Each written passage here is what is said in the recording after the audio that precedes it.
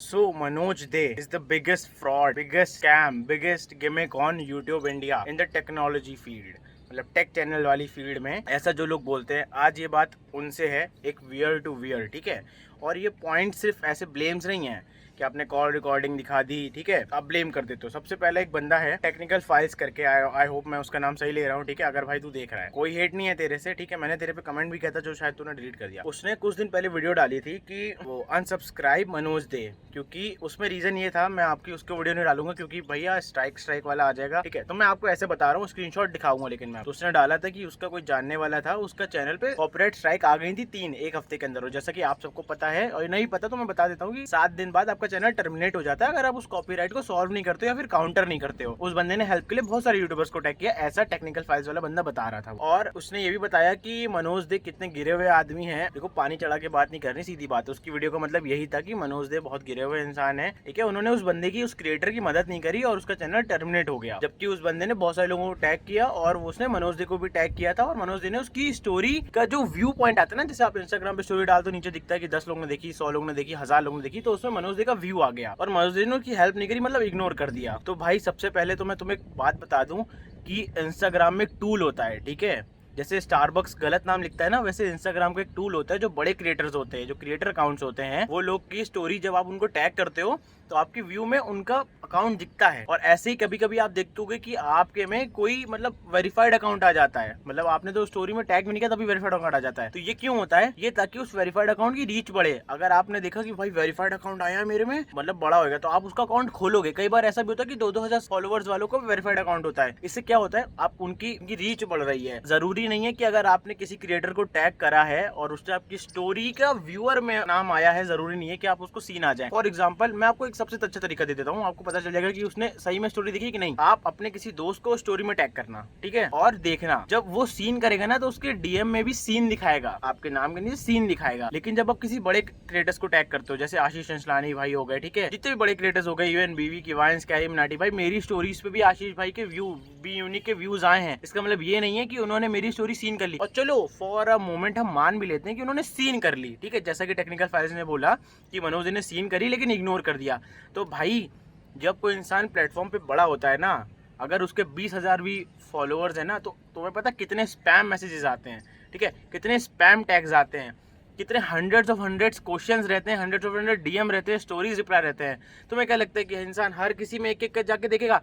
भाई humanly possible ही नहीं है, ठीक है, ह्यूमनली पॉसिबल नहीं है। अगर आप किसी से नॉर्मल हाई भी करते हो ना तो आपको उसमें 1 मिनट लगता है, 100 को भी कर लोगे ना तो 100 मिनट हो गए, ठीक है। और इंसान अपनी पूरी लाइफ में सिर्फ पूरे दिन भर में 3-3 घंटे सिर्फ स्टोरीज व्यू नहीं चेक करता रहेगा। पहली बात तो ये इग्नोर नहीं किया मनोज दे भाई ने। बात ये गलत तुमने पॉइंट यूज किया कि अगर उनका स्टोरी टैग दिख गया और उन्होंने हेल्प नहीं करी तो वो गिरे हुए इंसान है, मतलब फ्रॉडियां है, मतलब लालची इंसान है, कभी की मदद नहीं करना चाहते हैं। और दूसरी बात, उन्होंने अभी ये बोला कि उसी वीडियो में, मेरा तो उतनी वीडियो देखने के बाद ही मूड खराब हो गया, तो मैंने कमेंट किया, फैक्ट वाला कमेंट किया कि भाई ये ऐसा टूल होता है, ठीक है, इंस्टाग्राम इसको रीच प्रमोट करता है। तब तुम आगे चल के भगवान करे तुम भी बड़े बनो, तुम्हारे साथ भी सेम हो, इतने लोगों के तुम्हारे पर डीएम आए कि तुम्हें टाइम ही ना मिले देखने का सबका, ठीक। अब आते हैं दूसरे पॉइंट पे, सीधी सी बात, ठीक है। आज वीडियो में 2 पॉइंट ही हम क्लियर करेंगे। दूसरा पॉइंट ये जो इसने कहा कि मनोज दे की कॉल रिकॉर्डिंग 3 लाख रुपए लेंगे एक चैनल प्रमोशन के। तो भाई एक बात बताएं, इंसान 4-4 साल 3-3 साल मेहनत करता है। तुम्हारी तरह नहीं है कि दूसरों का नाम यूज करके व्यूज कमा रहे हो, ठीक है। तुम्हारी तरह नहीं है कि आप हर दूसरी वीडियो बना रहे हो उन पे व्यूज कमाने के लिए, कुछ भी नहीं है, कोई लॉजिक नहीं है, कोई फन फैक्ट नहीं है। मतलब बस वीडियो यही होता है, वीडियो मेरी एंड तक देखना ताकि व्यूअर्स का जो रिटेंशन बना रहे, तुम्हारी वीडियोस पुश हो और अपने तुमने सब्सक्राइबर अकाउंट हाइड करके रखे हैं और लोग तुम्हें सब्सक्राइब कर लें, तुम्हारा व्यू बढ़ जाए, बस हो गया नाम ले लेके, है ना। ऐसा नहीं है, ठीक है।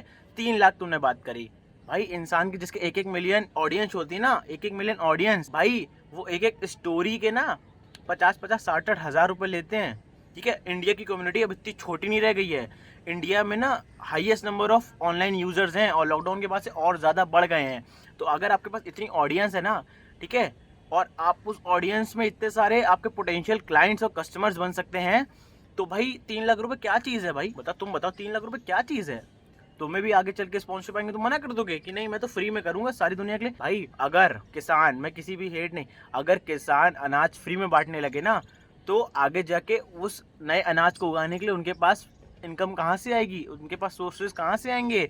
वो जो इसमें जितना भी फर्टिलाइजर्स यूज़ करते हैं, जितनी अच्छी क्वालिटी की सीड्स यूज़ करते हैं, जितनी मैकेनिज्म यूज़ करते हैं, जितना ह्यूमन लेबर यूज़ करते हैं, उसका पैसा कहाँ से आएगा अगर वो फ्री में देंगे भाई? एक इंसान का वर्क है, ठीक है। फॉर एग्जाम्पल अगर मैं एक फ्रीलांस वर्क करता हूँ तो भाई मैं फ्रीलांस फ्री में नहीं दूंगा किसी को। मैंने वहाँ तक पहुँचने के लिए एक अपना एफर्ट दिया है, अपना टाइम दिया उसमें, ठीक है। इतना टाइम मैंने वेट किया है तो मैं ऑब्वियसली चार्ज करूंगा। और भाई 3 लाख रुपए 5-5 लाख रुपए लोग एक 15-15 सेकंड के चार्ज करते हैं, ठीक है। तो मैं अगर ना पता हो तो सर्च करना जाके, ये जो PR मैनेजमेंट्स होते हैं, ठीक है, जो मैनेजर्स होते हैं और जो ब्रांड डील्स होती हैं, ये एक इनडायरेक्ट होती है और एक डायरेक्ट होती है, ठीक है। तुम्हारे लिए भी सिंपल टर्म्स में बता रहा हूँ क्योंकि शायद तुम्हें यही समझ में आ जाए, ताकि दूसरों के नाम से हेट लेना फैला के व्यूज़ लेना कम कर दो तुम, ठीक। तो ये तुम्हारे 2 पॉइंट थे। पहली बात स्टोरी वाला तो मैंने तुम्हें क्लियर कर दिया है, तुम्हें समझ में आ गया होगा, वीडियो तुम तक पहुंची होगी। और दूसरी बात 3 लाख रुपए वाला, भाई भगवान करे तुम्हारे किस दिन 1 मिलियन हो और तुम 10 लाख रुपए लो, ठीक है। तो इसमें कोई गलत चीज़ नहीं है। उस इंसान का चैनल है, ठीक है, उसने मेहनत करी है। ऐसा तो है नहीं कि वो एक दिन में ही वो टिकटॉक स्टार की तरह वायरल हो गया, नहीं ना, उसने मेहनत करी है, ठीक है। उसके पास एक ऑडियंस की रीच है, और भाई ऑडियंस की रीच ही सब कुछ होती है। तभी जो स्पॉन्सरशिप एड्स होते हैं ना, 1-1 लाख 3-3 लाख रुपए देते हैं और तुम्हें प्रमोशन कराना है। उसने ये तो नहीं बोला कि तुमसे हम प्रमोशन करेंगे फिर बाद में तुमसे बोला कि नहीं हमें ज़्यादा पैसे चाहिए, पहले क्लियर कर दिया ना। तो उसमें किस बात का फ्रॉड? हद होती है यार ऐसे लोगों की। मतलब अगर आपको किसी के नाम पे व्यूज़ चाहिए, भाई ठीक है, मुझे व्यूज़ चाहिए, मैंने नाम यूज़ किया है, ठीक है, ये भी एक टूल है, ठीक है। क्लिक बेट करना भी एक टूल है, लेकिन अगर आप क्लिक बेट कर रहे हो तो उसका मतलब ये नहीं कि आप क्लिक बेट में दिखा रहे हो आप जा रहे हो ताजमहल और बैठे हो अपने घर के संडास में। भाई ये बात नहीं है। आप किसी के बारे में क्रिटिसिज्म एक डिफरेंट चीज़ होती है, हेट और हरासमेंट एक दूसरी चीज़ होती है, ठीक है। अभी हम आते हैं हेट पे। तुम क्या कर रहे हो? तुम हेट फैला के व्यूज़ कमा रहे हो। उसके बाद ही तुमने भी एक नई वीडियो डाली कि भैया अनसब्सक्राइब कर दो। अरे भाई तुम उसके नाम से सब्सक्राइबर ले रहे हो, ठीक है, कम से कम इतनी एक बड़े क्रिएटर की एज अ बड़े क्रिएटर की रिस्पेक्ट तो करो। क्या क्या समझ में आता है यार? अगर आप व्यूअर हो, ठीक है, आप ही सब कुछ हो भाई, ठीक है। यूट्यूब पे चाहे जो भी हो, बॉलीवुड हो चाहे यूट्यूब हो, भाई व्यूअर ही सब कुछ बनाता है, ठीक है। अगर आप व्यूअर हो और अगर आप ऐसे क्रिएटर्स को सपोर्ट करते हो जो हेट फैला के व्यूज कमा रहे हैं, ऑडियंस बना रहे हैं, तो भाई आप भी उस टॉक्सिक ऑडियंस का एक पार्ट हो, ठीक है। किसी के लिए हेट मत फैलाओ, ठीक है। अगर क्रिटिसिज्म है तो उसको दो, कंस्ट्रक्टिव क्रिटिसिज्म दो ना, लेकिन आप उसके नाम पे व्यूज कमा रहे हो कि उसको अनसब्सक्राइब कर दो, ठीक है, उसको अनफॉलो कर दो, गिरा हुआ आदमी है, उसे मदद नहीं करी, फैक्ट के नाम पे बस रो रहे हो। मत करो ऐसा यार प्लीज। थोड़ा अच्छा कम्युनिटी को अच्छा बढ़ाओ। बीफ भी ऐसे नहीं करते हैं कि सिर्फ गाली बक दी तो बीफ हो गई, नहीं, पॉइंट्स गिना जाते हैं। रोस्ट भी पॉइंट्स गिना के किया जाता है।